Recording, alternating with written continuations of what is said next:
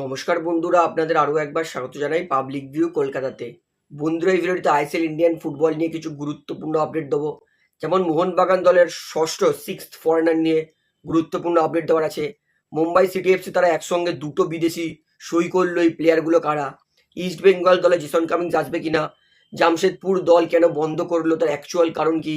চাংটে মোহনবাগান দলে সই করে কি বললো? তার পাশাপাশি আইএসএল ইন্ডিয়ান ফুটবল নিয়ে আরও কিছু গুরুত্বপূর্ণ আপডেট দেওয়ার আছে। তাই বলতেই পারি ভিডিওটা গুরুত্বপূর্ণ হবে, শেষ পর্যন্ত দেখবেন।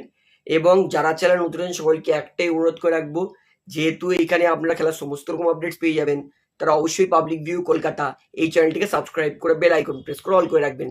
তাহলে বন্ধুরা, সবার প্রথমে আপনাদেরকে বলি, লালেংজোলা ছাংটে মোহনবাগান দলে সই করার পর মোহনবাগান দলের সম্মানে কি বলেছে। ছাংটে তিনি বলেছেন যে ভারতের সমস্ত ফুটবলারেরই ইচ্ছা থাকে ছোটবেলা থেকে যে সে মোহনবাগান দলের হয়ে ফুটবল খেলবে। ছাংটে তারও ছোটবেলা থেকে ইচ্ছে ছিল যে সে মোহনবাগান দলের হয়ে ফুটবল খেলতে চায়। তার কাছে মোহনবাগান দলে সই করা মানে একটা স্বপ্ন পূরণ হওয়ার মতো। তার পাশাপাশি ছাংটে তিনি কলকাতা ডার্বি নিয়েও বলেছেন যে ডার্বি এর আগে আমি না খেললেও ডার্বির উত্তেজনা কি, ডার্বিতে অ্যাটমসফিয়ার কেমন থাকে সেটা আমি জানি। তবে আমি মুখিয়ে রয়েছি যে ডার্বি খেলার জন্য এবং মোহনবাগান দলের জন্য একাধিক চ্যাম্পিয়নশিপ জেতার জন্য। অর্থাৎ লালেনজোলা ছাংটে তার স্বপ্ন ছিল মোহনবাগান দলে সই করা ছোটবেলা থেকে। তো তিনি মোহনবাগান দলে সই করে কিন্তু প্রচণ্ড হ্যাপি। এইবারে বলি, মুম্বাই সিটি এফসি তারা একসঙ্গে দুটো বিদেশি প্লেয়ার সই করেছে। প্রথমটা হচ্ছে মুম্বাই সিটি এফসির সেন্টার ব্যাক কার্লোস ডেলগাডো। আমরা সবাই চিনি কার্লোস ডেলগাডো, উড়িষ্যা এফসিতে লাস্ট সিজন খেলেছিলেন। 36 বছর বয়স, মার্কেট ভ্যালু মাত্র 20 লক্ষ টাকা, উচ্চতা 6 ফুট 2 ইঞ্চি। কার্লোস ডেলগাডো কিরকম ভালো সেন্টার ব্যাক আমাকে বলতেই হবে না, কারণ কার্লোস ডেলগাডোর খেলা আমরা বহু বছর দেখেছি। ভালো প্লেয়ার, এতে কোনো সন্দেহ নেই, কিন্তু 36 বছর বয়সে সেন্টার ব্যাক কতটা ফিট থাকবে সেটাও কিন্তু দেখার বিষয় আছে। মুম্বাই সিটি এফসি দ্বিতীয় ফরেন প্লেয়ার সই করেছে, সেটা হচ্ছে সার্জিও লামাস। 33 বছর বয়সী স্প্যানিশ প্লেয়ার। ইনি লাস্ট সিজন ইন্টার কাশি দলের খেলেছিলেন, ভালো খেলেছিলেন।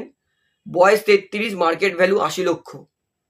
তো এই দুটো প্লেয়ারকে কিন্তু সই করেছে মুম্বাই সিটি এফসি। খুবই হতাশ লাগে, আগে মুম্বাই সিটি এফসি এত ভালো ভালো ফরেনার নিয়ে আসতো, কিন্তু মুম্বাই সিটি এফসিও এই মুহূর্তে আইএসএল চ্যাম্পিয়ন হওয়ার জন্য নয়, জাস্ট আইএসএল খেলার জন্য দল গঠন করছে। এটা সত্যিই হতাশাজনক, কারণ মুম্বাই সিটি এফসি ভালো দল গঠন করবে, মুম্বাই সিটি এফসি চ্যাম্পিয়ন হবে, 2 নম্বরে ফিনিশ করবে, এটাই আমরা মুম্বাই সিটি এফসিকে চিনি।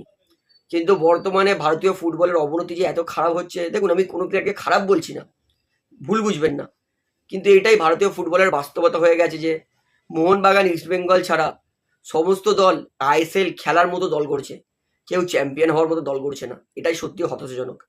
তো মুম্বাই সিটি এফসি তাদের দুটো ফরেন প্লেয়ারকে সই করেছে, একটা Carlos Delgado Spanish player centre back, 36 বছর বয়স, 20 লক্ষ টাকা দিয়ে, এবং দ্বিতীয় সেটা হচ্ছে সার্জিও লামাস, 33 বছর বয়স, স্প্যানিশ প্লেয়ার, 80 লক্ষ মার্কেট ভ্যালু দিয়ে সেন্ট্রাল মিডফিল্ডার। এইবারে আপনাদেরকে বলি, জামশেদপুর এফসি বন্ধ হওয়ার আসল কারণ কি কি বলছে জামশেদপুরের স্টক হোল্ডাররা। আমরা সবাই জানি ইন্ডিয়ান ফুটবল যে সমস্ত ক্লাব খেলে সবাই ঘাটতিতে চলে, কেউ প্রফিট করতে পারে না। যেহেতু রতন টাটা স্যার নেই, তাই দলটাকে বা একটা জিনিসকে ভালোবেসে অর্থ খরচ করার মতো লোক নেই। বর্তমানে স্টক হোল্ডাররা খালি একটা জিনিস বোঝে, সেটা হচ্ছে পয়সা।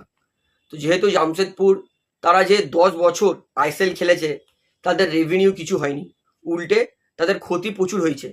সেই কারণে স্টক হোল্ডাররা জানিয়েছে যে আইএসএল খেলায় তাদের যে প্রফিট হবে সেটা তারা দেখতে পাচ্ছে না। যদি জামশেদপুর ভালো কোনো স্পন্সর পায়, তাহলেই জামশেদপুর এফসি তারা কিন্তু আইএসএল খেলবে। সাচ অ্যাজ, সত্যি বলতে জামশেদপুর এত বছর ধরে আইএসএল খেলেছে, সারা জীবন টাইটেল স্পন্সর, মেন স্পন্সরে টাটা গ্রুপকেই দেখেছি, টাটা স্টিলকেই দেখেছি। অর্থাৎ টাটা মানে জামশেদপুরের স্টক হোল্ডাররা জানিয়ে দিয়েছে, জামশেদপুর এফসির মানে টাটা গ্রুপের স্টক হোল্ডাররা জানিয়ে দিয়েছে যে জামশেদপুর বন্ধ হওয়ার কারণ হচ্ছে যে জামশেদপুর দলে পয়সার ক্ষতি হয়ে যাচ্ছে, লাভের মুখ দেখতে পাচ্ছে না, তাই তারা জামশেদপুরকে আইএসএল এ খেলাবে না।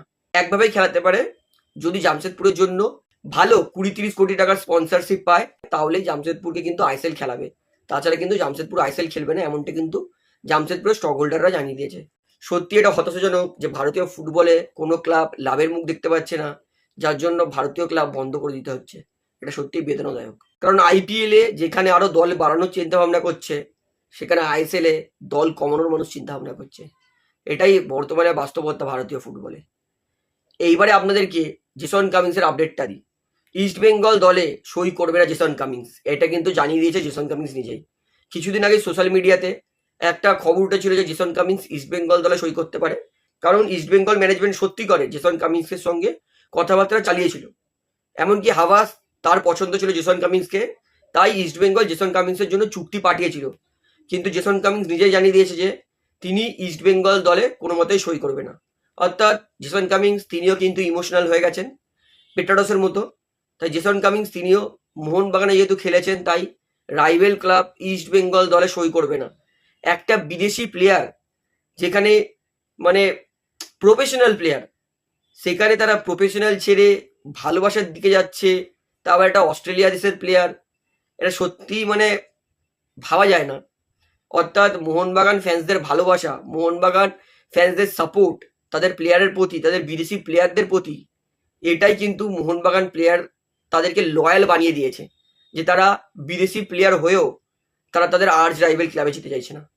তো জেসন কামিন্স ক্লাব একটা বিদেশি প্লেয়ার হয়ে সিদ্ধান্ত নেওয়া কিন্তু খুবই ডিফিকাল্ট। এইবারে মোহনবাগান দলের 6 ফরেনার নিয়ে বিশাল বড় আপডেট দেবো। খুবই হতাশ লাগছে যে মোহনবাগান 6 স্ট্রাইকারের জন্য ভালো ভালো স্ট্রাইকারের সঙ্গে কিন্তু কথাবার্তা বলেছে, ইনক্লুডিং যতদূর জানতে পেরেছি স্টিভেন মেন্ডোজার সঙ্গেও। কিন্তু এটা হতাশ লাগছে যে ভারতীয় দলে, যে ভারতীয় ক্লাবে অর্থাৎ আইএসএলে কোনো ভালো বিদেশি খেলতে চাইছে না। ইস্ট বেঙ্গল একটা অস্ট্রেলিয়ান প্লেয়ারকে রেনো পিপোকো তাকে টার্গেট করেছিল। রেনো পিপোকো বলেছে আমি ইন্ডিয়া থেকে এই মুহূর্তে খেলতে যাব না। ঠিক একই রকম মোহনবাগান দলেরও 6 ফরেনারের জন্য মোহনবাগান 8 কোটি 9 কোটি টাকার ফরেনার সঙ্গে কিন্তু কথাবার্তা চালিয়েছে। কেউ ইন্ডিয়াতে ফুটবল খেলতে আসতে চাইছে না। সবথেকে খারাপ খবর হচ্ছে এইটাই যে মোহনবাগান হাল ছেড়ে দিয়েছে। এইবার ট্রান্সফার উইন্ডো বন্ধ হবে, তারপরে যদি মোহনবাগান পছন্দর কোনো বিদেশি কোনো ক্লাব না পায়, ফ্রি এজেন্ট হিসেবে দেখুন প্লেয়ার সই করবে, কারণ 1 বছর বসে থাকার থেকে ইন্ডিয়াতে খেলে নেওয়া অনেক বেটার, যেখানে মোহনবাগান সঠিক টাইপে স্যালারি দিয়ে দেয়। তাই মোহনবাগান অপেক্ষা করবে এখন ট্রান্সফার মার্কেট, ট্রান্সফার উইন্ডো বন্ধ হওয়ার। অর্থাৎ ডুরান্ড কাপে মোহনবাগান দলের 6 ফরেনার পাবো না আমরা দেখতে।